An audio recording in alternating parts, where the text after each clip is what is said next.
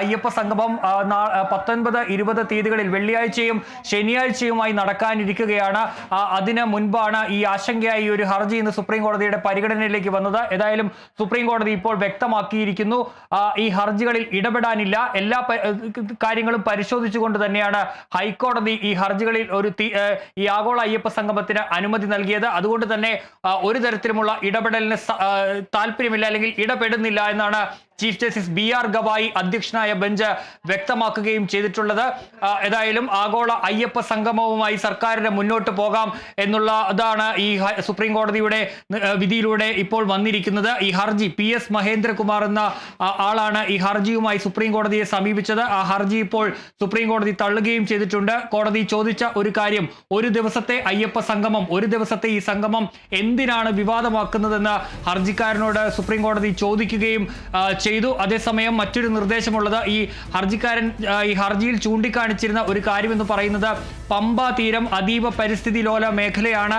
അവിടെ ഇത്തരത്തിൽ പരിപാടികൾ നടത്തുന്നതിന്, നിർമ്മാണ പ്രവർത്തനങ്ങൾ നടത്തുന്നതിനൊക്കെ നിയന്ത്രണങ്ങളുണ്ട്. അതെല്ലാം മറികടന്നുകൊണ്ടാണ് ഈ ആഗോള അയ്യപ്പ സംഗമം പമ്പ തീരത്ത് നടത്തുന്നത് എന്നുള്ള ഒരു കാര്യം ഈ ഹർജിക്കാരൻ ചൂണ്ടിക്കാണിച്ചിരുന്നു. അക്കാര്യത്തിൽ സുപ്രീം കോടതി പറഞ്ഞിരിക്കുന്നത്, പരിപാടി നടത്തുമ്പോൾ, അയ്യപ്പ സംഗമം നടത്തുന്ന ഘട്ടത്തിൽ ഈ ഹൈക്കോടതി ഈ പമ്പ തീരവുമായി ബന്ധപ്പെട്ട് നൽകിയിരിക്കുന്ന എല്ലാ നിർദ്ദേശങ്ങളും പാലിക്കണമെന്നൊരു കാര്യവും കൂടി ഇപ്പോൾ കോടതി വ്യക്തമാക്കുകയും ചെയ്തിട്ടുണ്ട്. ഏതായാലും ഈ ഹൈക്കോടതി ഈ ആഗോള അയ്യപ്പ സംഗമത്തിന് അനുമതി നൽകിയതിന് പിന്നാലെയാണ് അത് തടയണമെന്നാവശ്യപ്പെട്ട് ഭക്തൻ എന്ന് പറയുന്ന PS മഹേന്ദ്രകുമാർ സുപ്രീം കോടതിയെ സമീപിച്ചത്.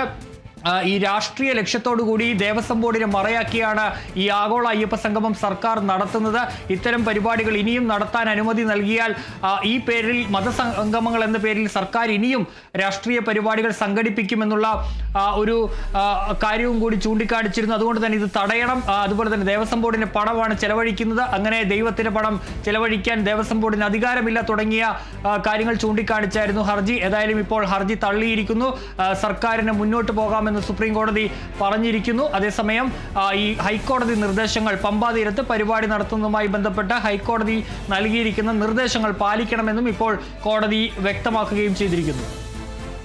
ശരി, ആന്റണി ജി ജോർജാണ് ആഗോള അയ്യപ്പ സംഗമ നടത്തിപ്പിൽ സർക്കാരിന് ആശ്വാസകരമായ വാർത്ത സുപ്രീം കോടതിയിൽ നിന്ന് വന്നതിന്റെ വിശദാംശങ്ങൾ പങ്കുവച്ചത്. ആഗോള അയ്യപ്പ സംഗമം നടത്താം എന്ന് സുപ്രീം കോടതി സൂചിപ്പിച്ചിരിക്കുന്നു. തടസ്സ ഹർജിയിൽ ഇടപെടാനില്ല എന്നാണ് സുപ്രീം കോടതി വ്യക്തമാക്കിയിരിക്കുന്നത്. അതിന്റെ വിവരങ്ങളാണ് നൽകിയത്. ഈ വാർത്തയോടൊപ്പം ചേർത്ത് വെക്കേണ്ട ചില കാര്യങ്ങൾ കൂടിയുണ്ട്. ആഗോള അയ്യപ്പ സംഗമത്തിൽ പന്തളം രാജകുടുംബത്തിന്റെ പ്രതിനിധികൾ പങ്കെടുക്കില്ല. കൊട്ടാര കുടുംബാംഗങ്ങളായ 2 പേരുടെ നിര്യാണത്തെ തുടർന്നുള്ള അശുദ്ധി നിലനിൽക്കുന്നു എന്നാണ് അതിൻ്റെ വിശദീകരണമായിട്ട് നൽകിയിട്ടുള്ളത്. ഇക്കാര്യം അറിയിച്ചുകൊണ്ട് കൊട്ടാരം നിർവാഹക സംഘം പുറത്തിറക്കിയ വാർത്താക്കുറിപ്പിൽ സർക്കാരിൻ്റെയും ദേവസ്വം ബോർഡിൻ്റെയും നിലപാടുകളുമായിട്ട് ബന്ധപ്പെട്ട് കടുത്ത വിയോജിപ്പും എതിർപ്പും പ്രതിഷേധവും രേഖപ്പെടുത്തിയിരിക്കുന്നു. അയ്യപ്പ സംഗമവുമായി ബന്ധപ്പെട്ട് ദേവസ്വം പ്രതിനിധികൾ ക്ഷണിക്കാനെത്തിയ വേളയിൽ തന്നെ കൊട്ടാരം നിർവാഹക സംഘം തങ്ങളുടെ നിലപാട് വ്യക്തമാക്കിയതാണ് എന്ന് സൂചിപ്പിച്ചിരിക്കുന്നു. 2 വിഷയങ്ങളാണ് പ്രധാനമായും അവർ ചൂണ്ടിക്കാണിച്ചത്. 2018 യുവതീ പ്രവേശനവുമായി ബന്ധപ്പെട്ട് രജിസ്റ്റർ ചെയ്ത കേസുകൾ പരിപൂർണമായിട്ട് പിൻവലിക്കുക, യുവതീ പ്രവേശന വിഷയത്തിൽ സർക്കാർ നിലപാട് തിരുത്തി സത്യവാങ്മൂലം നൽകുക എന്നിവയായിരുന്നു ആവശ്യം. എന്നാൽ സർക്കാർ അതിൽ നിന്ന് പിന്നോട്ട് പോകുന്നില്ല എന്ന് വാർത്തകളിലൂടെ അറിയാൻ കഴിഞ്ഞുവെന്ന് വാർത്താക്കുറിപ്പിൽ പറയുന്നു.